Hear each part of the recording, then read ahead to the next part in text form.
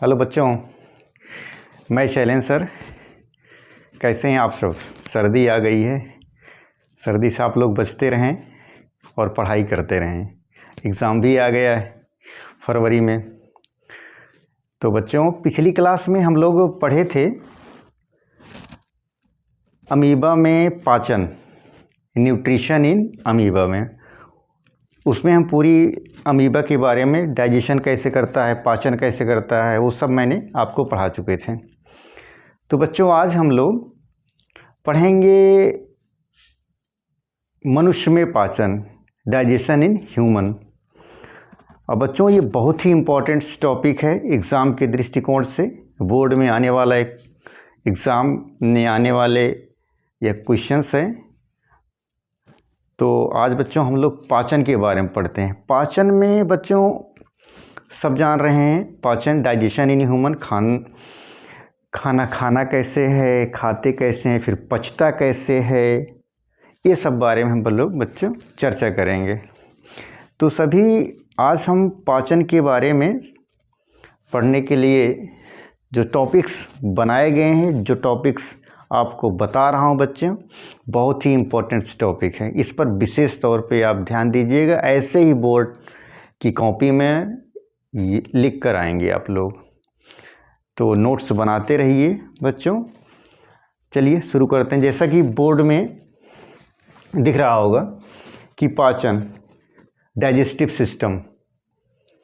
Digestive system कहते किसको हैं, इसके बारे में जानेंगे। पहले तो आप जानिए पाचन क्या है। डाइजेशन, पाचन। पाचन बच्चों, पाचन में वह अंग जो सहायता करते हैं, वह सभी अंग भोजन को पचाने में, वह सभी अंग जो सामूहिक रूप से सभी भोजन पचाने में, वह सामूहिक रूप से सभी अंग जो काम करते हैं, उन्हीं को पाचन कहते हैं। 13 बच्चों पाचन के बारे में। और पाचन में बच्चों नेक्स्ट बताएंगे क्या, पाचन सिस्टम, पाचन तंत्र, खाना पचता कैसे, डाइजेशन होता कैसे, इन सब के बारे में हम आप चर्चा करेंगे। जैसे कि भोजन जब लेते हैं, खाना जब ग्रहण करते हैं माउथ से, जिसे बोलते हैं माउथ या मुख गुहा, माउथ या, और क्या बोलते हैं इसको, मुख गुहा।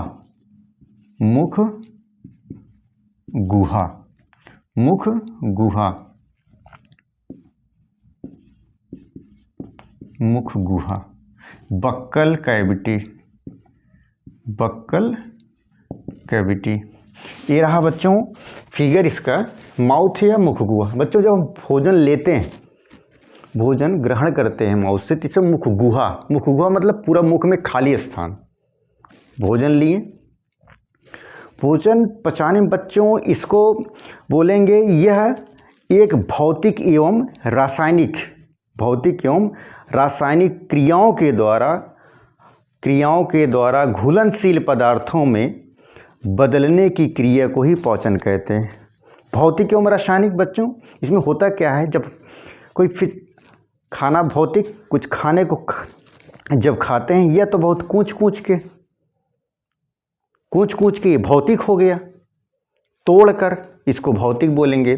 लेकिन जब बच्चों फिजिकल भी हम खाते हैं, फिजिकली कैसे, जैसे हम डाइट किए, कोई बाइट किए, खाने के टुकड़ा लिए, तो दांतों से कूट के चबा के खाते, फिजिकली हो गया।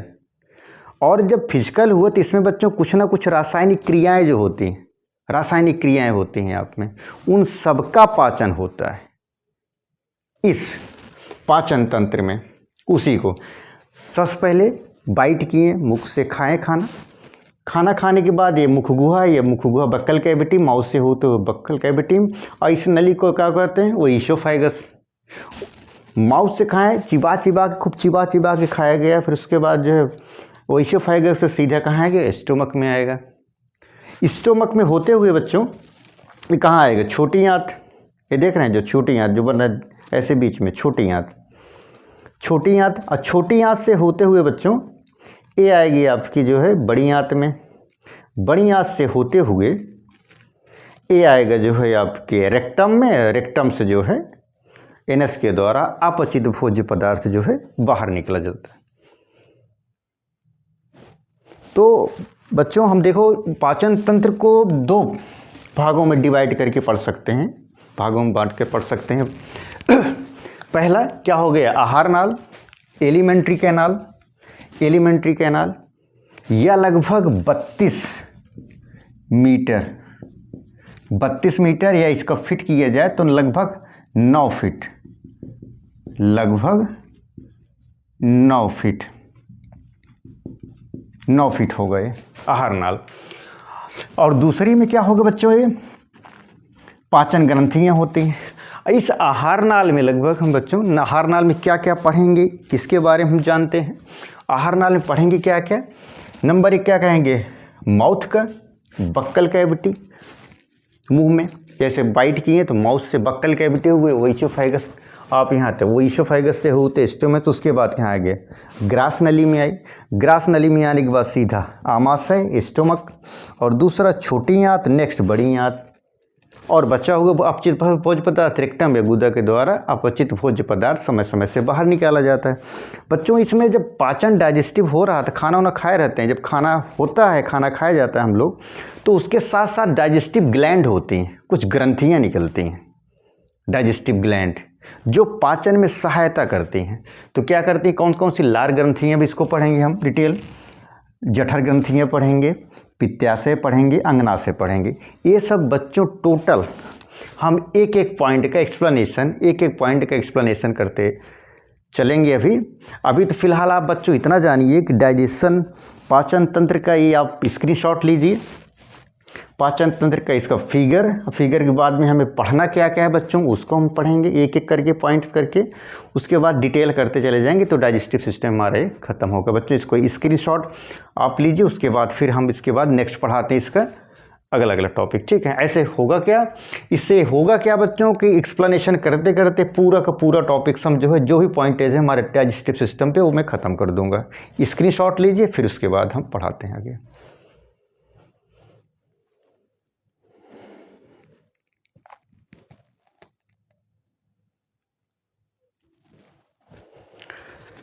जैसा कि बच्चों हम बता ही चुके हैं,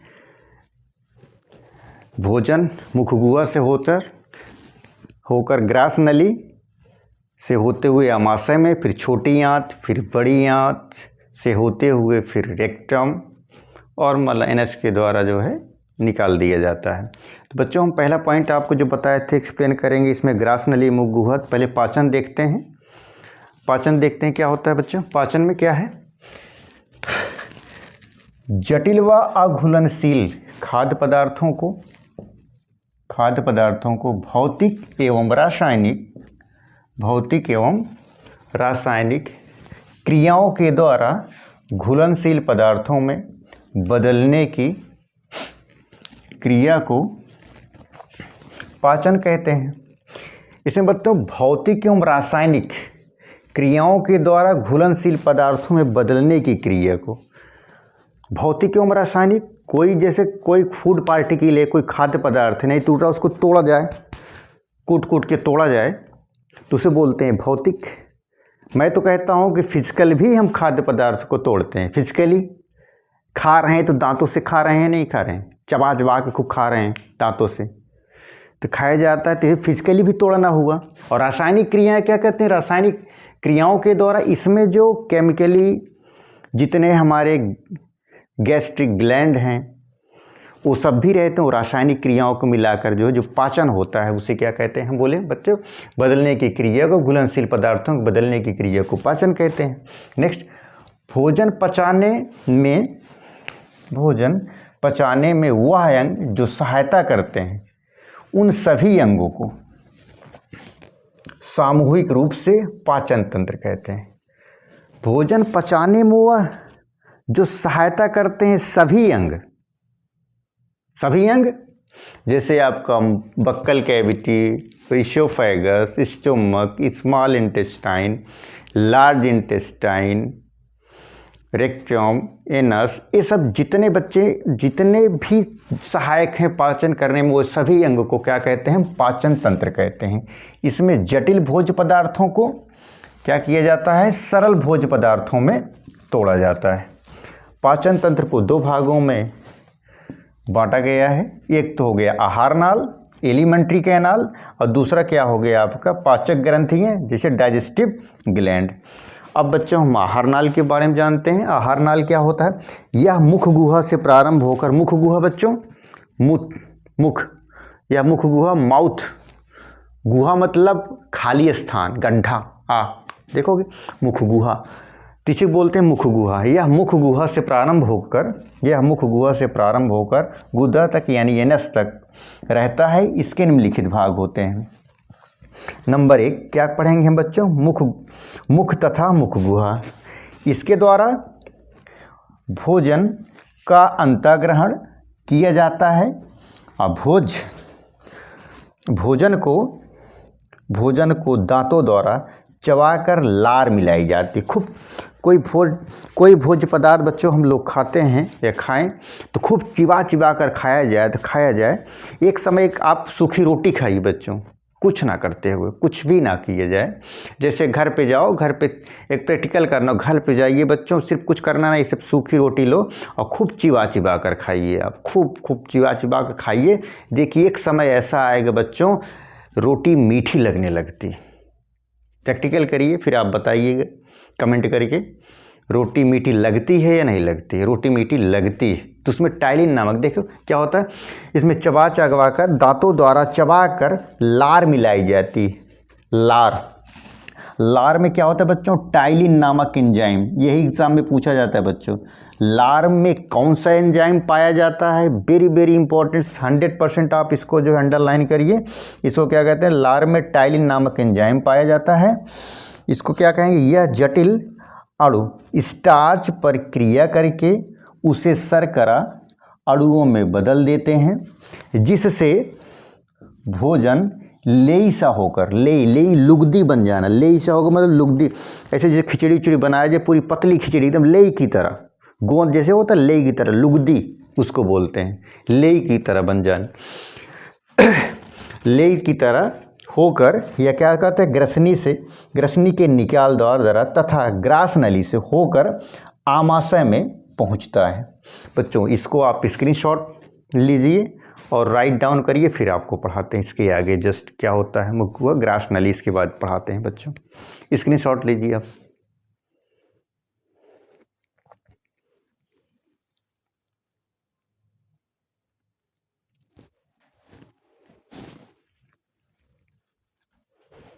नेक्स्ट बच्चों, ग्रास नली में क्या होगा? इसमें पाचन की क्रिया नहीं होती। सबसे इम्पोर्टेंट, कभी पूछ लिया जाता है बहुविकल्पी में पूछ लिया जाता है, ग्रास नली में पाचन होता है या नहीं होता है? तो आपका उत्तर होगा नहीं होता है। ग्रास नली होता क्या है? सिर्फ माउथ को या मुख गुहा को सिर्फ आमाशय तक जोड़ता काम करता है। कौन? ग्रास नली। इंपॉर्टेंट टॉपिक है, बहुत पूछा है, बहुविकल्प में पूछ लिए जाते हैं, अक्सर एग्जामिनर पूछ लिए जाते हैं, कोई टीचर्स पूछ ले जाते हैं। क्या पूछते हैं बच्चों? बताओ ग्रास नली में पाचन होता है? तो आप उत्तर देंगे फटाक से नहीं होता है। क्यों? क्योंकि ये सिर्फ जो ग्रास नली, जो आपकी नली, ये ग्रास नली सिर्फ क्या करता है? वह मुख गुहा को आमाशय से जोड़ने का काम करते हैं। इसमें पाचन की क्रिया नहीं होती। यह सिर्फ क्या करता है?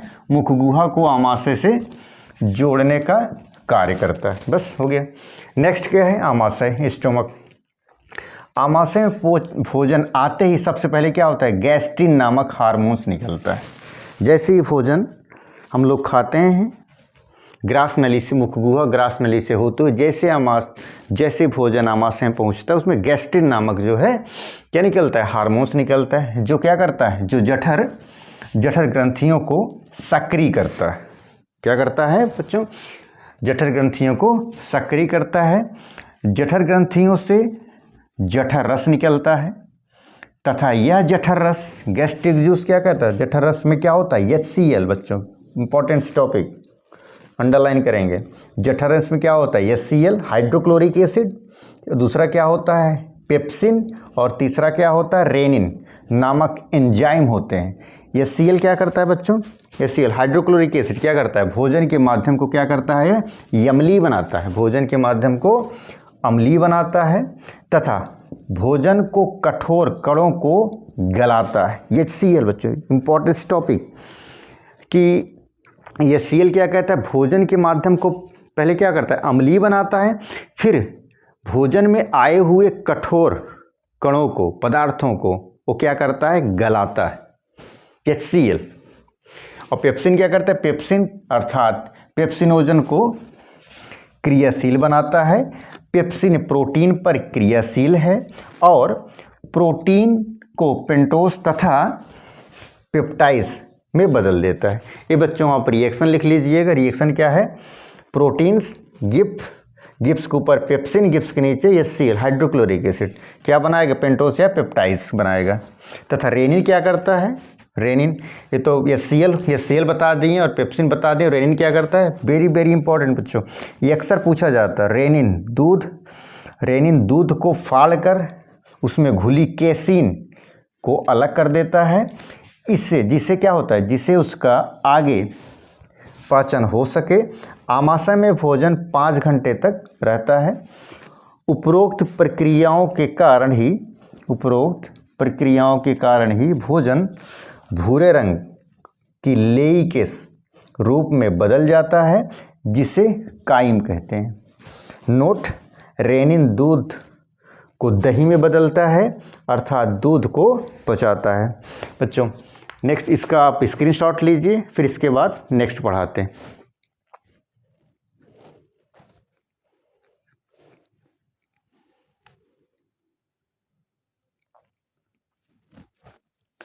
नेक्स्ट बच्चों आमाशय के भाग, आमाशय स्टोमक के भाग। स्टोमक 3 भाग होते हैं इसके, एक होगा कार्डियक, दूसरा फंडिक, तीसरा पाइलोरिक। कार्डिक बच्चों क्या होता है, इसमें HCl निकलता है। कार्डिक में क्या होता है, HCl निकलता है। फंडिक में यह बीच का भाग होता है जिसमें कांटेनुमा संरचना पाई जाती है। पाइलोरिक में इसमें जठर ग्रंथियाँ पाई जाती हैं। आमाशय के 3 भाग, आमाशय के स्टोमक के 3 भाग, कार्डियक, फंडिक और क्या पाइलोरिक। कार्डियक क्या होता है, कार्डियक में क्या होता है बच्चों, HCl निकलता है। और फंडिक क्या होता है, यह बीच का भाग होता है जिसमें कांटेनुमा संरचना पाई जाती हैं। और नेक्स्ट क्या होता है इसका पाइलोरिक इसमें क्या होती है, जठर ग्रंथियाँ पाई जाती है। ये आपका फिगर, ऐसे आप फिगर बना सकते हैं। कार्डियक क्या होता है, अपर आमाशय का आगे वाला भाग जिसको बोलते हैं, इसमें HCl निकलेगा। और बीच वाले भाग को क्या कहते हैं, फंडिक। बीच वाले भाग को फंडिक और लास्ट वाले भाग को पाइलोरिक। ये रहा आपका। नेक्स्ट आंत के इंटेस्टाइन यह मुख्य रूप से 2 भागों में विभाजित होता है।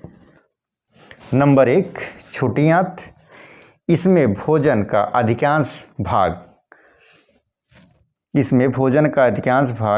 का पाचन ग्रहणी में हो जाता है तथा अवशेष बचा हुआ भोज्य पदार्थ क्या होता है, अवशेष बचा हुआ भोज्य पदार्थ भोजन का पाचन छोटी आंत में होता है। यह लगभग 20 से 25 फीट लंबी होती है। इस पे निम्न भाग होते हैं। नंबर 1 क्या है, ड्यूडेनम, जेजुनम और ईलम। बच्चों इसका स्क्रीनशॉट लीजिए, फिर इसके बाद आगे पढ़ाते हैं।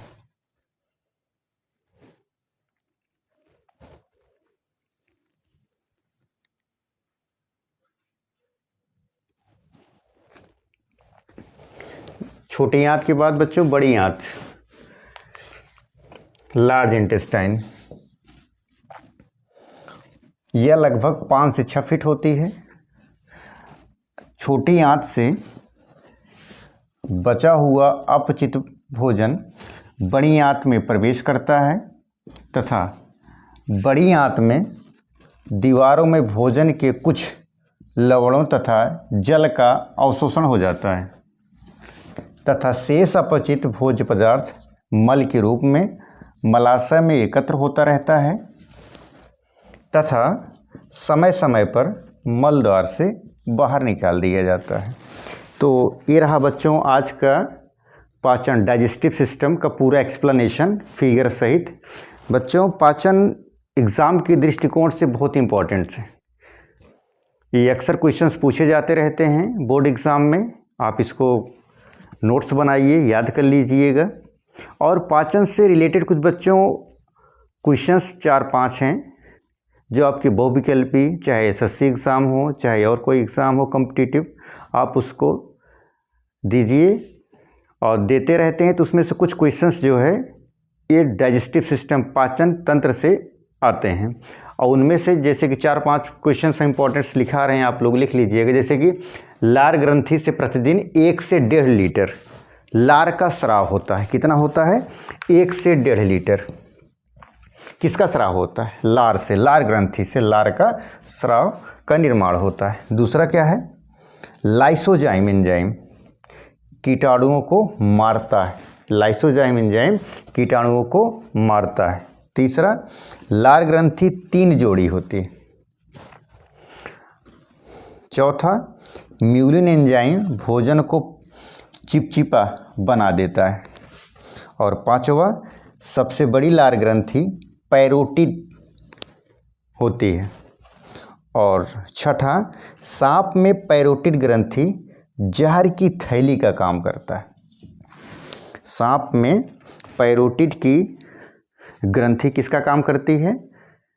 जहर की थैली का काम करता है। ये रहा बच्चों आज का क्लास। नेक्स्ट क्लास अगले दिन। धन्यवाद।